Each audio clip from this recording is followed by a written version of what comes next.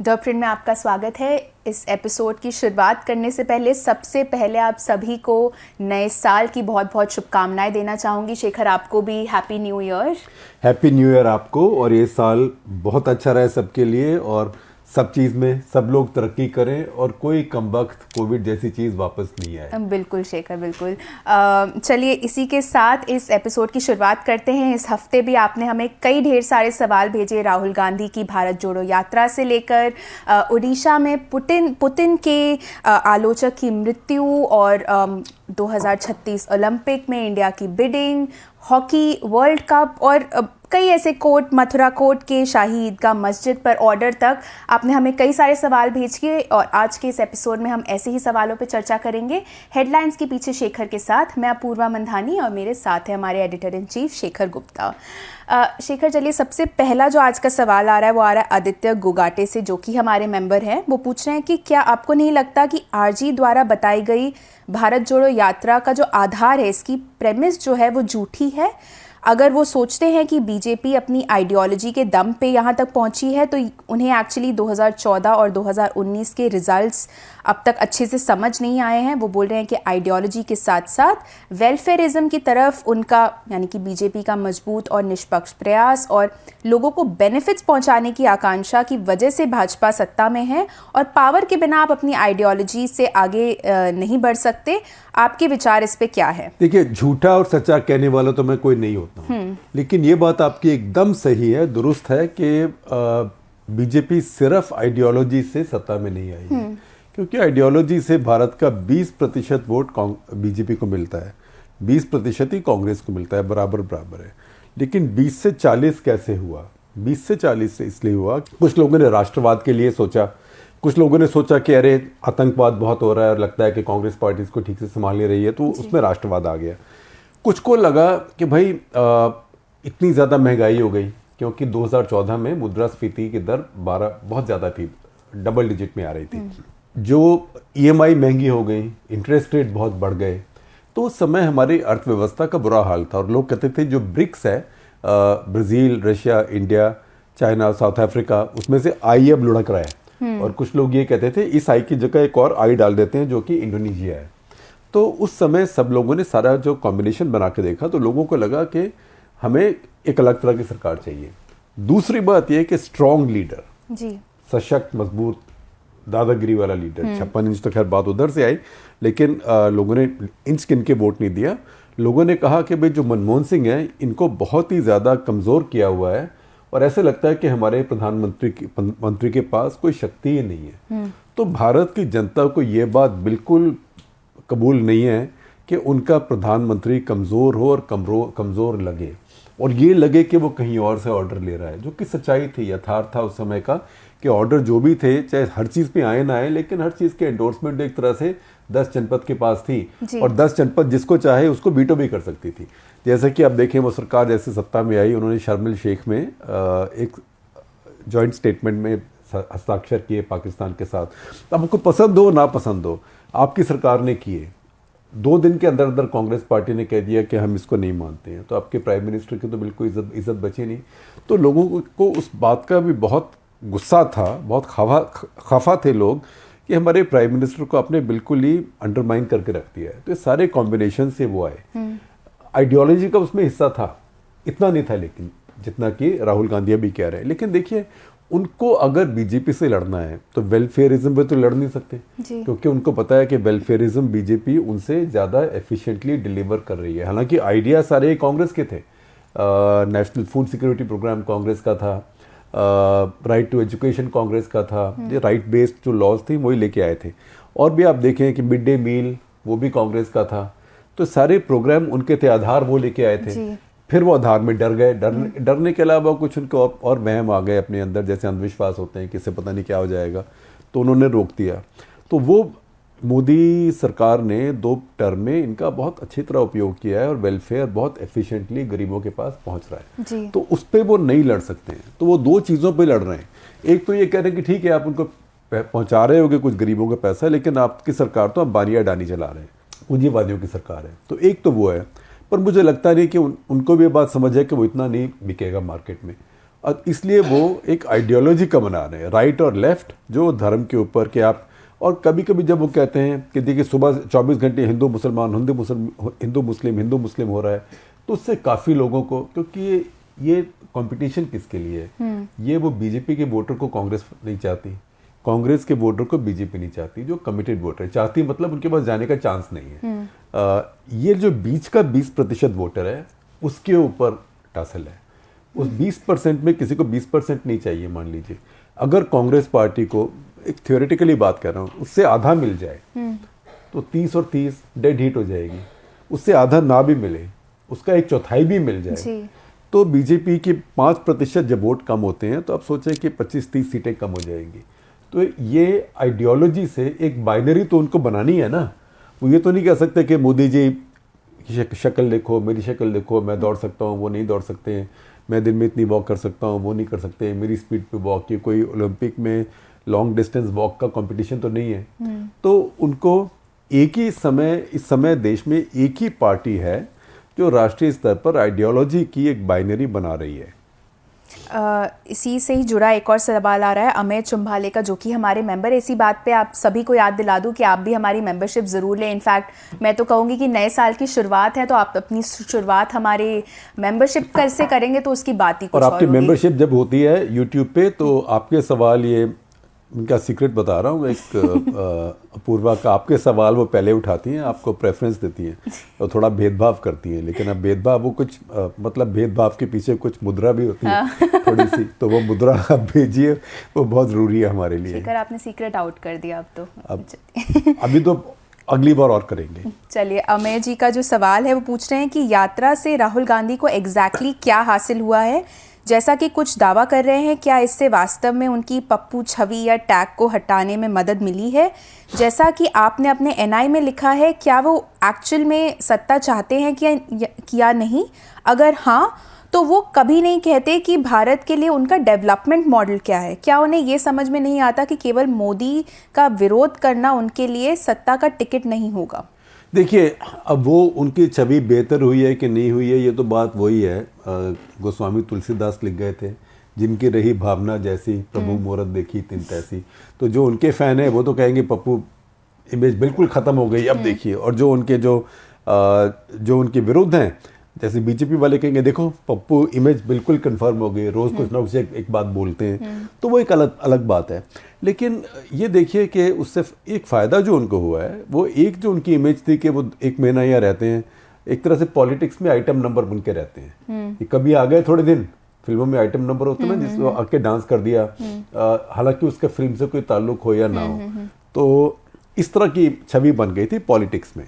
तो अब ये भी बात कि इतने दिनों से वो कहीं नहीं गए हैं और एक चीज़ कंसिस्टेंटली कर रहे हैं, ये भी बड़ी बात है जी। और इसका असर हुआ है। दूसरा, उनके पार्टी के वोट तो हर जगह हैं।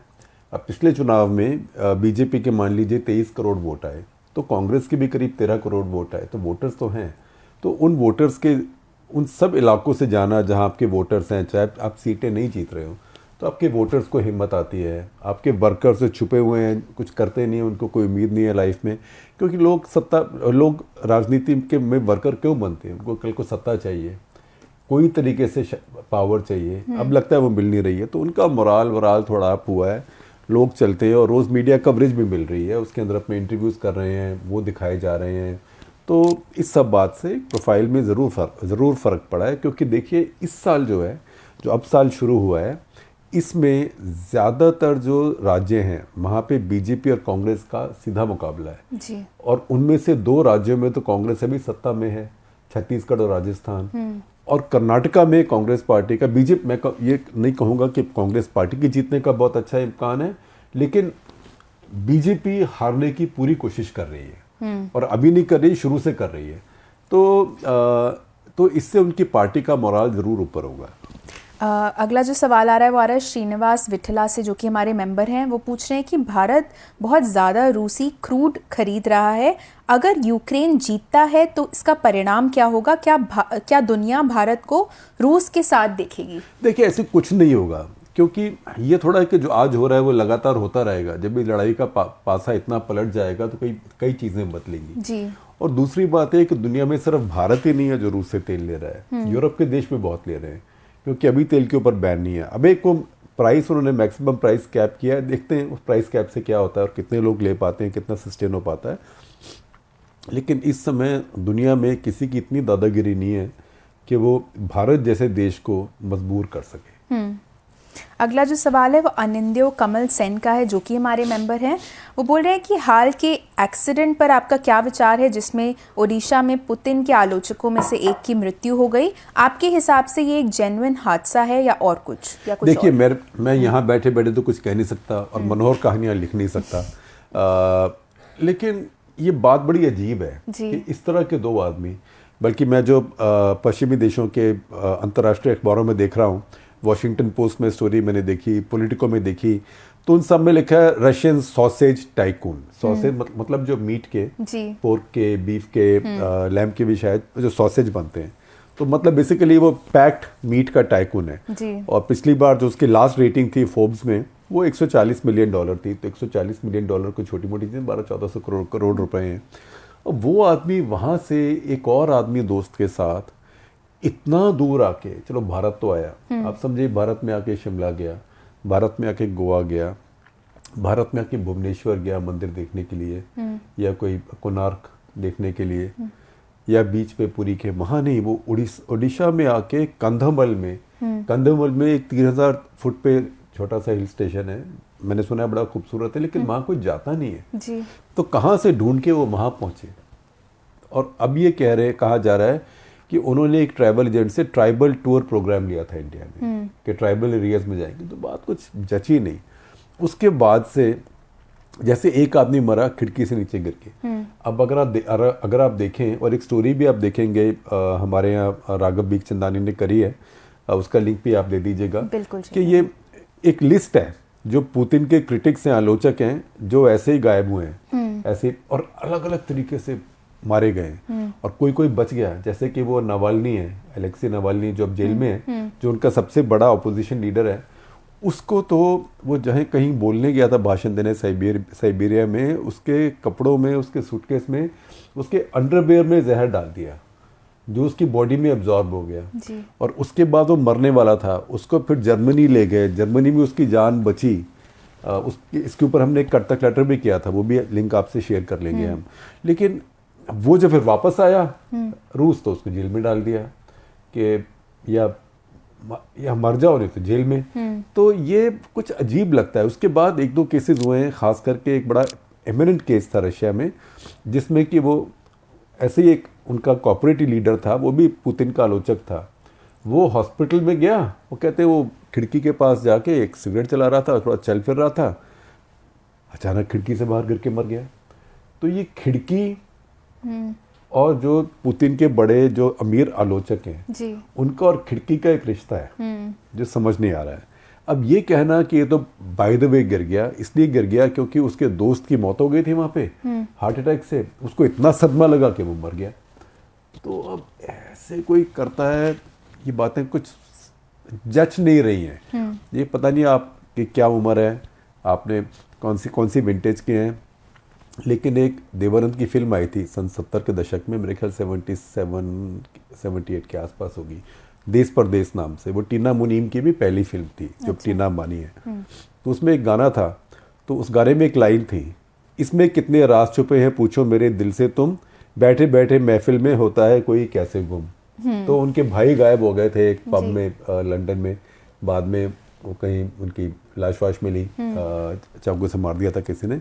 तो ये कुछ ऐसी कहानी है कि कैसे दो लोग गायब हो गए, कि एक आदमी हार्ट अटैक से मर गया, दूसरा आदमी खिड़की से छलांग मार के मर गया। और अगर आप होटल की फ़ोटो देखें, हमारी स्क्रीन पर देखेंगे, हमारी रिपोर्टर है वो बहुत अच्छी, श्रेयसी डे, जो कि कलकत्ता से वहाँ गई हुई हैं, कोलकाता से, और बहुत अच्छी स्टोरीज फाइल कर रही हैं। उनके भी एक दो लिंक हम आपसे शेयर कर लेंगे। लेकिन आप देखिए उसके नीचे से अगर कोई खुदकुशी कर भी रहा है आत्महत्या, तो सोचेगा कि यार मैं दूसरी मंजिल से कूद रहा हूँ, मेरी 2 टांगें टूटी और मैं बच जाऊँगा, फिर क्या होगा मेरा।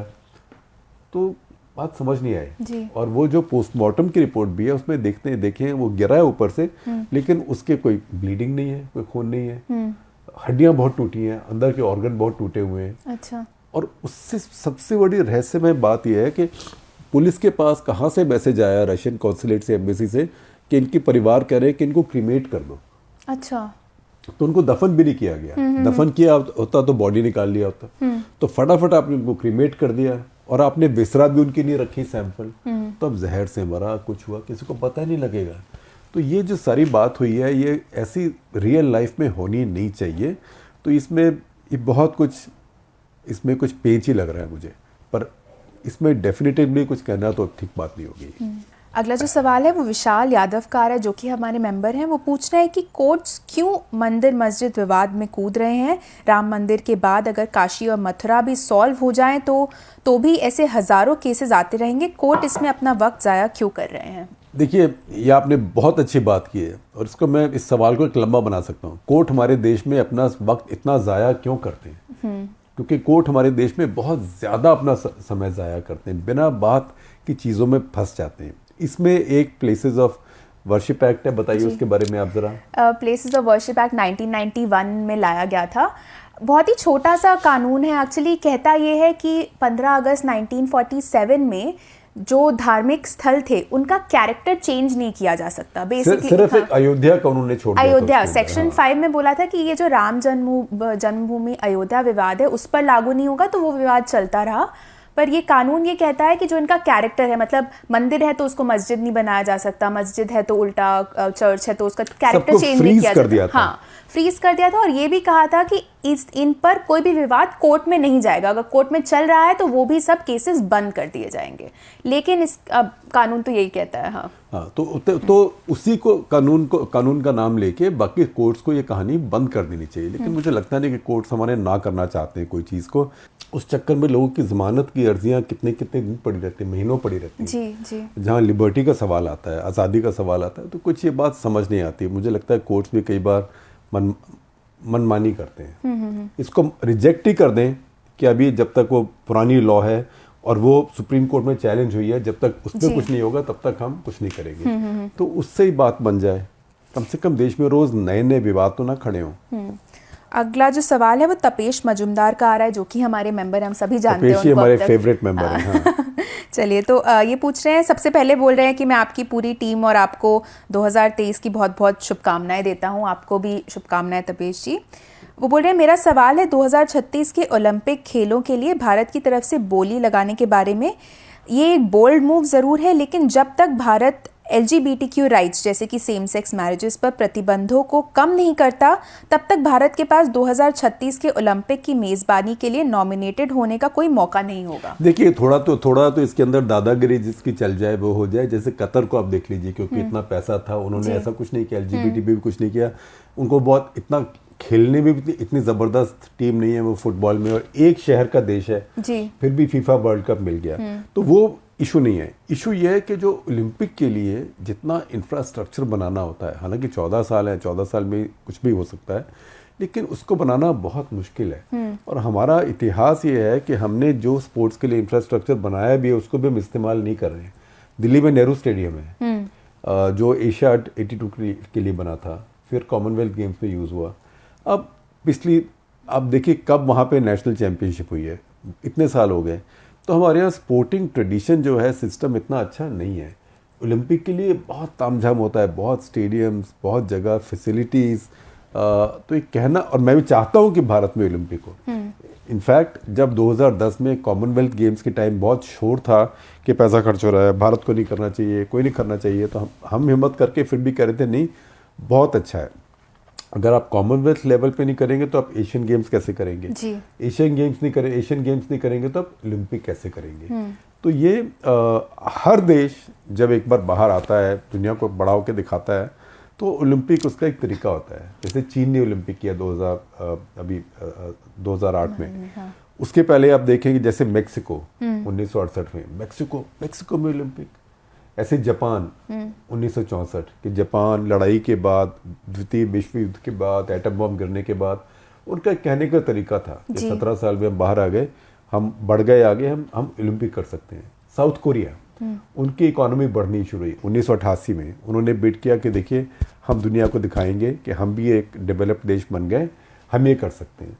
तो ये जब डेवलप्ड देश बनने का आपके अंदर कॉन्फिडेंस हो जाए तब आप इसको कर सकते हैं। तो मैं कहूँगा कि 36 में, क्योंकि ओलंपिक की बिडिंग बहुत पहले होती है और बहुत चीज़ें देखी जाती हैं, तो 36 में हो पाए ना हो पाए मैं अभी नहीं कह सकता हूँ, लेकिन उसको एस्पायर करना बुरी बात नहीं है, अच्छी बात ही है। 36 में नहीं होगा तो 40 में होगा, लेकिन भारत में ओलंपिक होना चाहिए ज़रूर। शेखर, अगला सवाल भी खेल जगत से जुड़ा हुआ है। इस बार हमें काफ़ी ऐसे सवाल आए हैं। शुभांकर त्रिपाठी बोल रहे हैं कि जैसे कि हम सभी जानते हैं कि आप स्पोर्ट्स, खासकर क्रिकेट में के बहुत बड़े फ़ैन हैं। इस साल भारत अगले महीने होने वाले मेंस हॉकी वर्ल्ड कप की मेज़बानी ओडिशा में कर रहा है। हमारी टीम के इसे जीतने पर आपके क्या ख्याल हैं? क्या इसकी संभावना होगी? और ये भारत के युवा एथलीटों को हॉकी खिलाड़ी बनने के लिए कितना प्रभावित करेगा?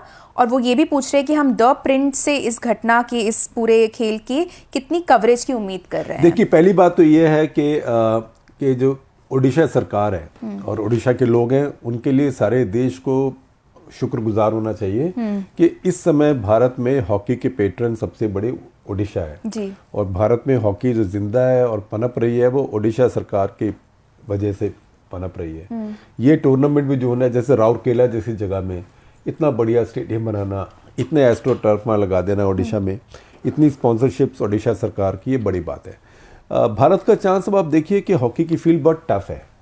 कुछ टीमें ऐसी हैं जो भारत आमतौर पर उनको नहीं हरा पाता है, जैसे कि ऑस्ट्रेलिया है जी। लेकिन ये नहीं कि कभी नहीं हरा पाता है, कभी हरा भी देता है।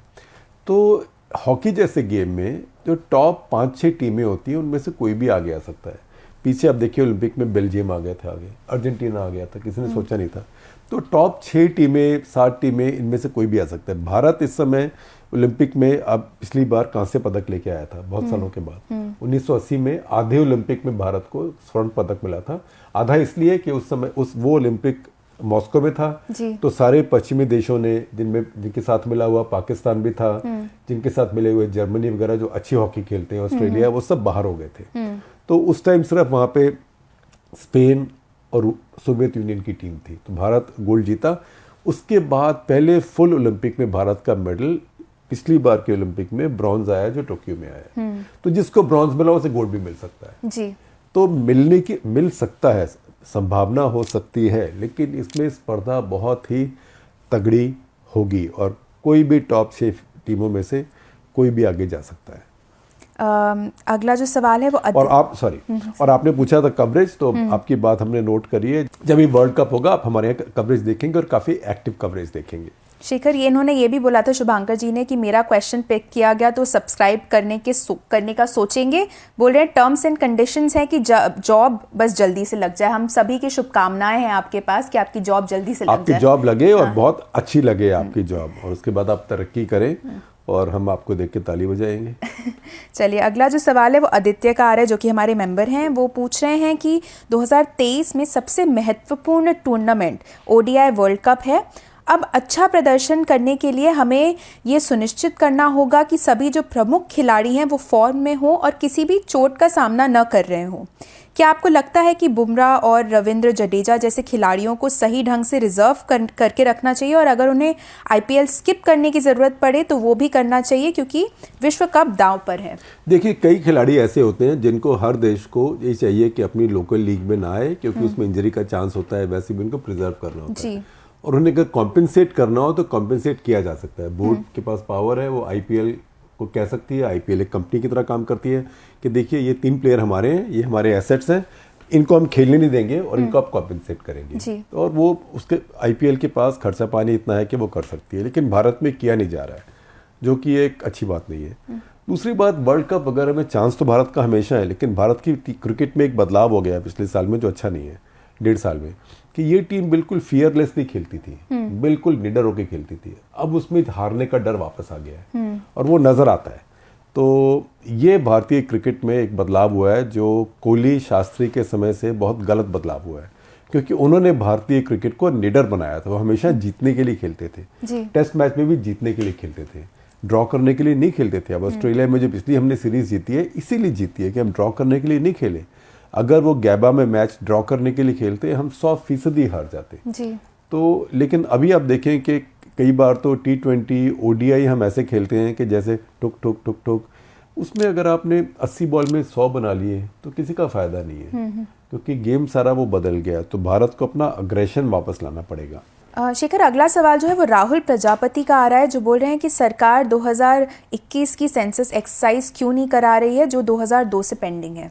देखिए, मुझे बातें समझ ही नहीं आई सरकार की। 2021 के लिए बहाना था कि डेल्टा वेव आ गई, जो भी है, लेकिन बहुत चीज़ें हुई देश में उसके बाद, और डेल्टा वेव चली गई, उसके बाद भी समय था, लेकिन प्रक्रिया शुरू ही नहीं हुई जी। शुरू करना था, ये तो 2019 से प्लानिंग करनी थी, पर लगता नहीं कि सरकार की नियत है जनगणना कराने की, जो हमारी डिसेनियल सेंसस होती है। अब तो ठीक ठाक है, अभी भी नहीं प्लान किया कि 22 में कर लेते, 22 में नहीं किया, 23 में करने के कोई प्लान नहीं है, 24 में आप करेंगे नहीं क्योंकि चुनाव होने वाला है जी। तो इसका मतलब आप जनगणना कराना ही नहीं चाहते, ये बात समझ नहीं आई। लेकिन मोदी सरकार की भी बात है कि जो बात चाहती है वो इसके दिमाग में अंदर रहती है, वो किसी को बताती नहीं है। लेकिन ये एक रहस्य है कि ये सरकार जनगणना से क्यों कतरा रही है।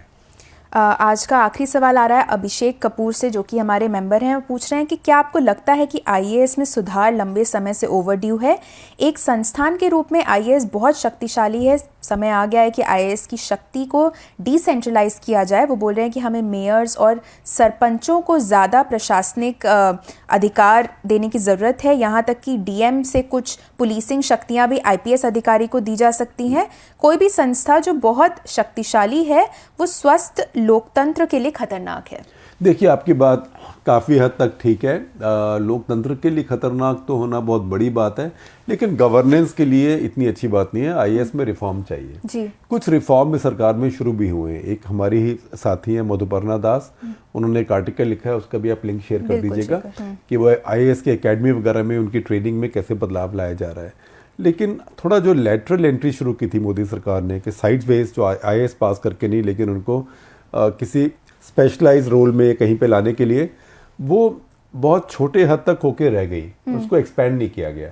क्योंकि जो आईएएस का अपना जो रुतबा है वो किसी आउटसाइडर को आसानी से काम भी नहीं करने देंगे, क्योंकि वो इम्यून सिस्टम बहुत स्ट्रांग है। उसको ये डरा देंगे कि बेटा तुम जो साइन वाइन करोगे ना फाइलों में, कल को तुम्हारे घर सीबीआई आएगी। तो ऐसी ऐसी बातें होती हैं। इसलिए जिसको बदलाव लाना होता है, सुधार करना होता है, उसके लिए बहुत बड़ी चुनौती होती है। और भारत के गवर्नेंस में सबसे बड़ा सुधार होगा तो ये आईएएस के गवर्नेंस का सुधार होगा, और वही सबसे बड़ी चुनौती भी होगी। और आपके कहने से हो सकता है हम ये सोचेंगे, हम ये उम्मीद करेंगे कि प्रधानमंत्री आपकी बात सुन के इस साल से इसको शुरू करें। चलिए, इसी के साथ इसी बात पर हमारा आज का एपिसोड यही खत्म होता है। आशा करती हूँ आप सभी को एपिसोड पसंद आया हो। हमसे जुड़ने के लिए आप सभी का बहुत बहुत धन्यवाद, और नए साल की मुबारकबाद।